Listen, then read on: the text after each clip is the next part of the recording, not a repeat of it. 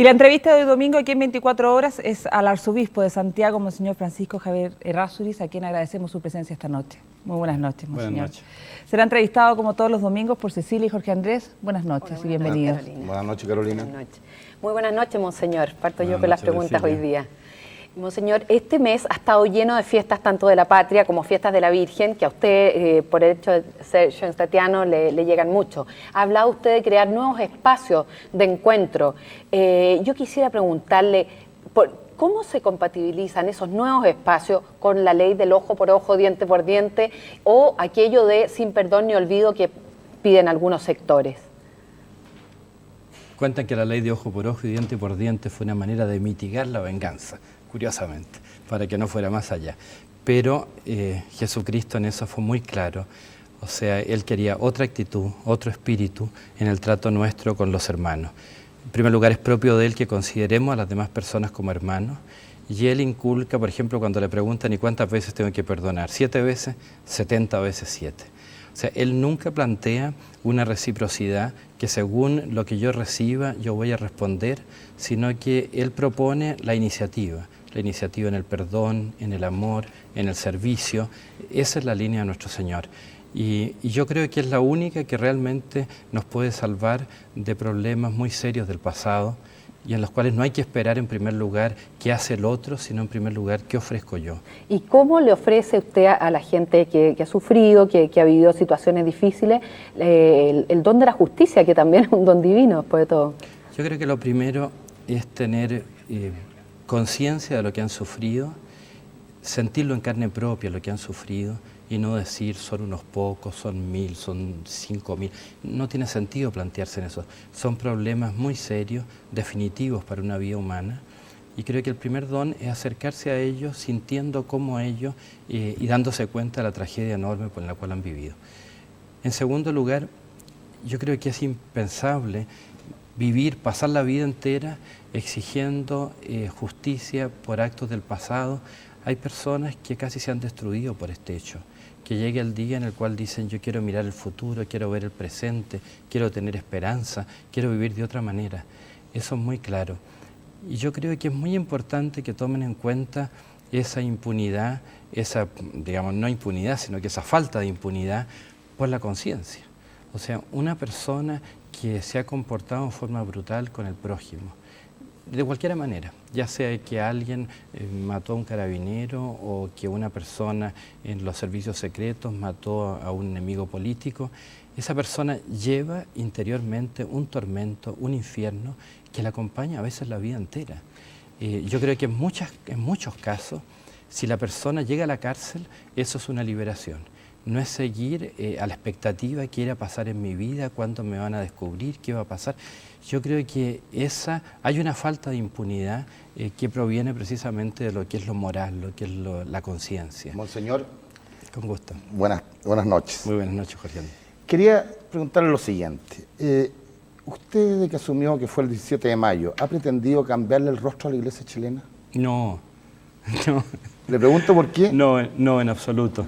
Yo creo que Dios se vale de personas distintas, cada una tiene su propio aporte.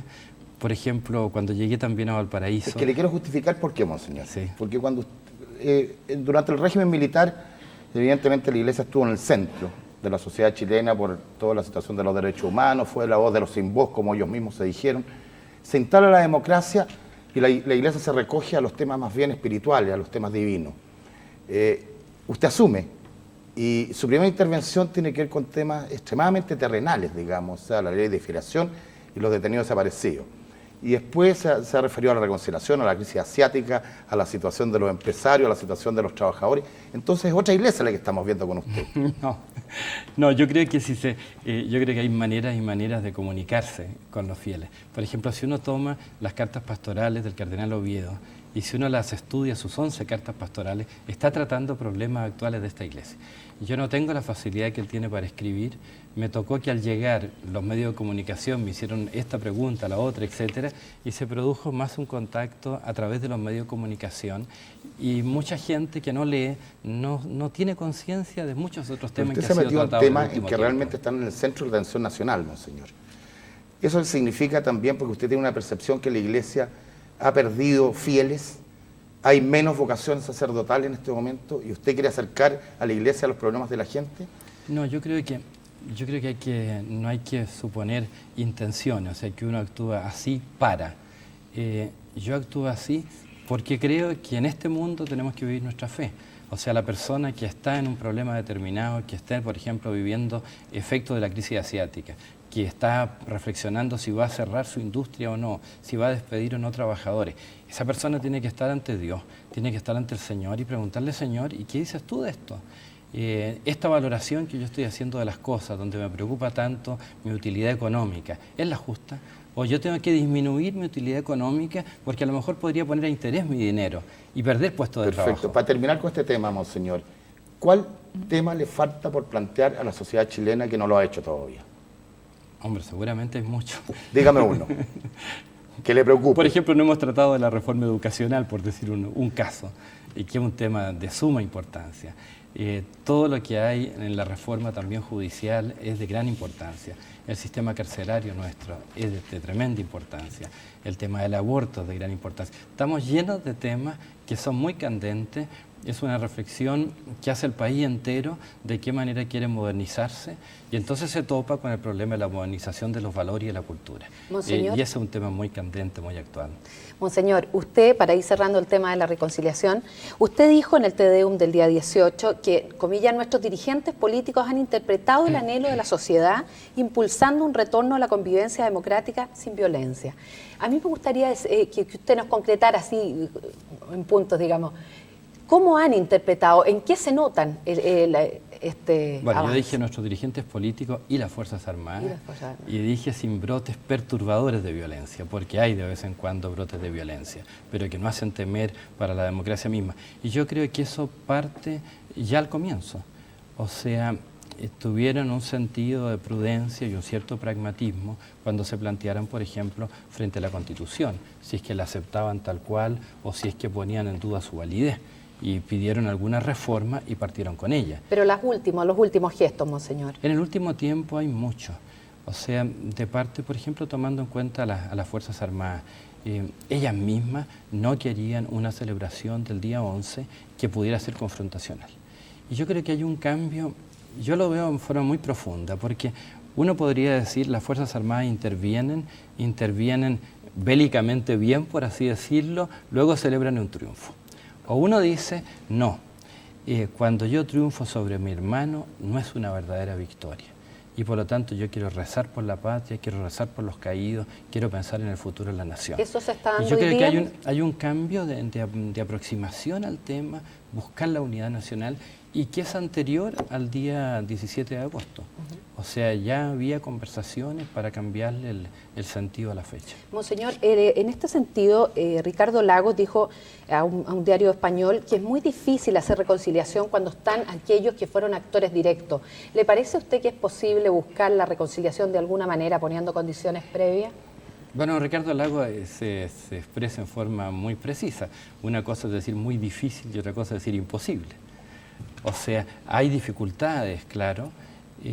¿Por qué? Porque al aparecer ciertas personas se despiertan sentimientos de aversión, de alergia frente a una persona, etcétera.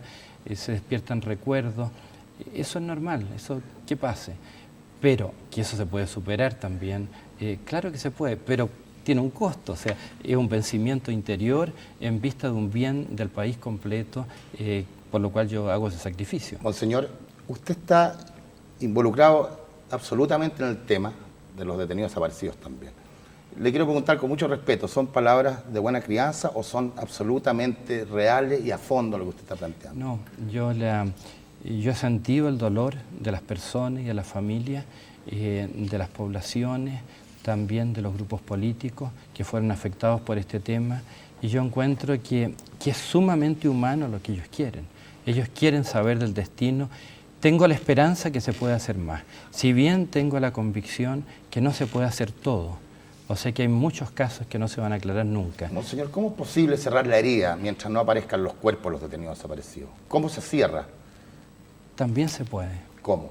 Yo creo que en muchos casos los cuerpos no van a aparecer. en muchos casos. ¿Usted cree que están en fosas de cal, que están en el mar? Yo creo que hay personas que están en el mar, yo creo que hay casos en los cuales fueron destruidas todas las huellas. ¿Usted tiene información de eso, monseñor? Es lo que se habla en las personas que han investigado más la materia. Yo no tengo información personal, o sea, yo estaba afuera, converso con las personas que debieran saber más y de cualquier ámbito del espectro político y social me dicen que probablemente hay muchos casos que no se va a llegar a saber. Y aún así, yo creo que es que depende mucho de cómo se vive, ¿eh?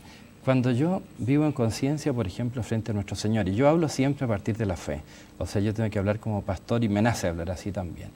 Cuando yo mismo me siento ante mi Dios, me siento mal y me siento pecador y siento que hago cosas que no corresponden y estoy esperando de su perdón y de su misericordia tantísimo. Lo más normal como gratitud es que yo frente a los hermanos los trato de la misma manera. ¿Pero qué le diría usted a las madres, monseñor, de esas personas que usted dice y señala que esos cuerpos jamás van a aparecer? Yo creo que es imposible hablar así en general. O sea, hay que hablar con una madre, con otra madre. ¿Pero cuál es el mensaje que usted podría entregar? Yo de luego tomaría el Padre Nuestro.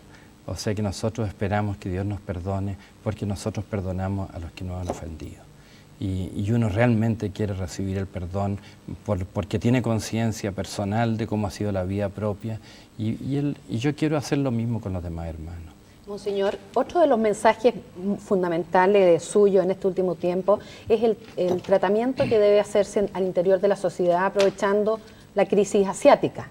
Usted ha hablado de que haya equidad en el sacrificio. Me gustaría que ampliara un poquito ese tema, monseñor. O sea, ¿cómo deben actuar tanto los empresarios hacia sus empleadores como el rol de los empleadores hacia sus empresas?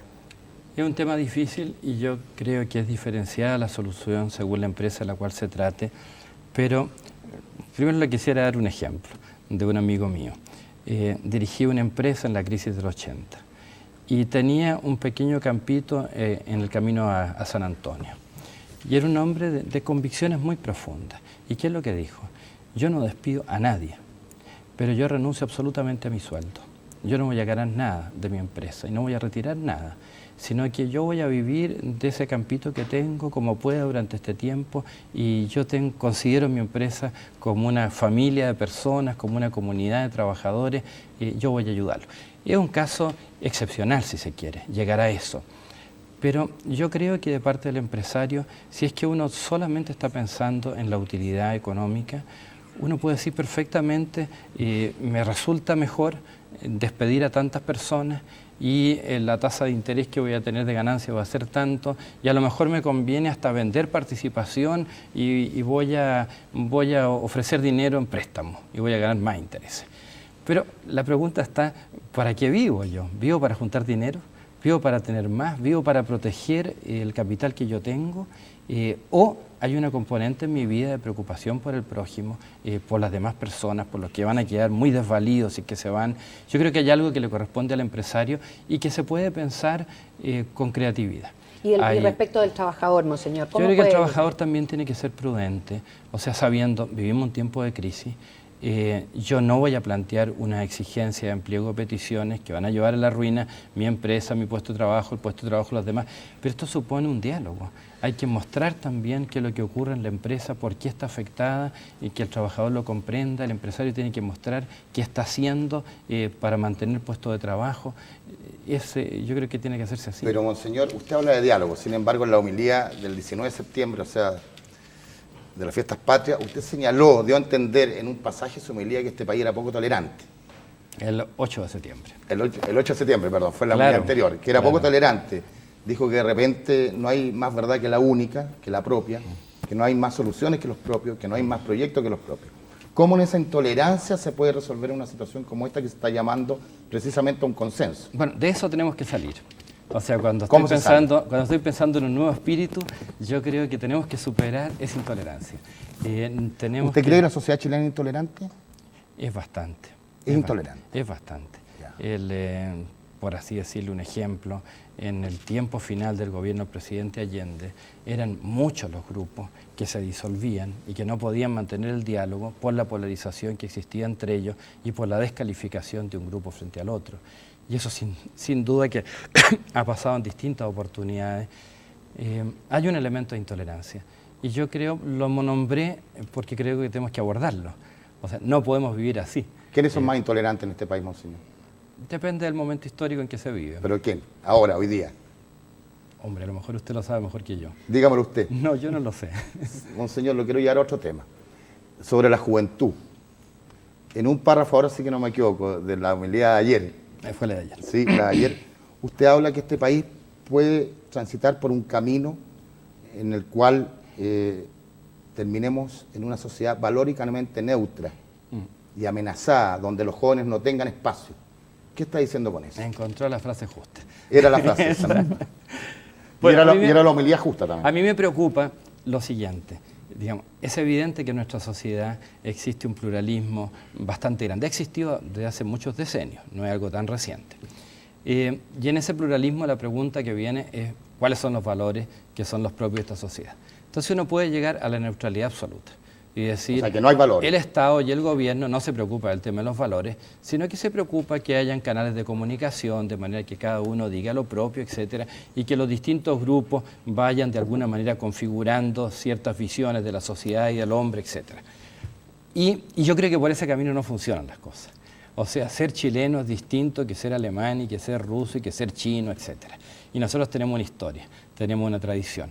Es evidente que la forma como se viven determinados valores en un momento histórico, hace 100 años, de cómo se puede vivir ahora, van a cambiar las modalidades, es claro. Pero que nosotros tenemos un consenso de muchas cosas, es evidente. Y si es que yo quiero proyectar un país, y por ejemplo pensando en los mismos candidatos que vayan surgiendo a la presidencia. ¿Usted tiene algún candidato? No, yo soy... O sea, ¿no vota? Sí, voto. He tenido la suerte algunas veces de estar fuera de Chile, cuando no sabía bien por quién votar. Pues no me gustaban prácticamente ninguno plenamente. Bueno, pero lo que decía es lo siguiente. Un candidato puede presentar un proyecto de país, valóricamente, y decir, nosotros como sociedad en el futuro queremos vivir así. A eso estamos llamados los chilenos. Eso entusiasma, despierta energía, despierta esperanza, despierta iniciativa de mucha gente, creatividad. Si es que uno deja de lado todo eso y dice, esta sociedad no podemos decir nada respecto a los valores y que cada grupito descubra lo suyo y vamos adelante. Esa es la sociedad neutra y amenazada, digo, porque por motivo de la globalización, que no es solamente económica, vienen influencias también culturales de otros países, algunas excelentes y otras que no tienen nada que ver con nosotros. Por ejemplo, el individualismo que se nos cuela a veces. Monseñor, en ese mismo sentido se habla mucho de que el Estado debiera ser neutro, laico, de alguna manera. A su juicio, ¿es una política aceptada? Yo creo que no puede ser el Estado neutro. Si existe una identidad cultural de un pueblo, que no es fácil definirla. Pero si eso existe, lo lógico es que el Estado la favorezca. ¿Diría usted que podría ser la religión católica o al menos la tradición católica la que prima en este país? Existe una tradición que es judeo-cristiana y que ha tocado el mundo occidental y que tiene que ver con lo que es la persona, con lo que es la comunidad, lo que es un pueblo, lo que es la dignidad del ser humano, que es muy fuerte y que no tiene sentido abandonarla. Monseñor, yo sé que usted no quiere tocar este tema, pero quiero que me diga sí o no a una pregunta que le quiero hacer sobre el divorcio. Usted señaló que en una entrevista a Raquel Correa de que en realidad la Iglesia no estaba en contra, que está en contra del divorcio precisamente, pero que el Estado tiene que proteger a aquellas familias que han disuelto su vínculo, digamos, y que hay que hacerlo con cautela. ¿Usted está dejando una puerta abierta para que se aplique en este país una ley de divorcio desde el punto de vista civil? Bueno, yo no quería hablar del tema porque es un tema muy complejo, que tiene muchas facetas, y por eso no quería tocarlo desde un punto de vista unilateral.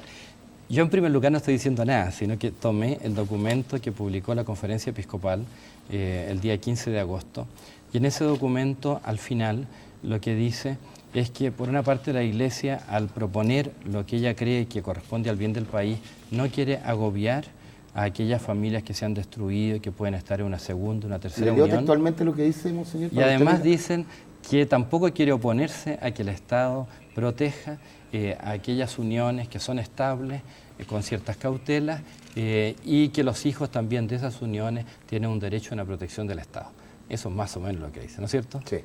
Bueno, eso, pero ¿Es no una lo- ventana abierta? ¿Cómo? ¿Es una ventana abierta? Yo no lo digo, o sea, lo que la Iglesia, si usted recuerda los proyectos que hubo de ley para el matrimonio, había dos distintos. El que fue rechazado al comienzo era un proyecto en el cual proponía que se diera una protección a esas uniones, segunda, tercera unión, en vista del bien de los hijos. No proponía que se casaran de nuevo, que se disolviera el matrimonio anterior, buscaba una manera que recibiera una protección del Estado, porque al Estado también le puede importar de que esos hijos tengan un hogar estable, etc. Esa fue la postura de ese tema. Monseñor, queremos darle las gracias por acompañarnos esta noche en esta entrevista en 24 horas. Muy buenas noches. Buenas noches, gracias. A Cecilia y a Jorge Andrés, los esperamos el próximo domingo. Buenas noches. Buenas noches.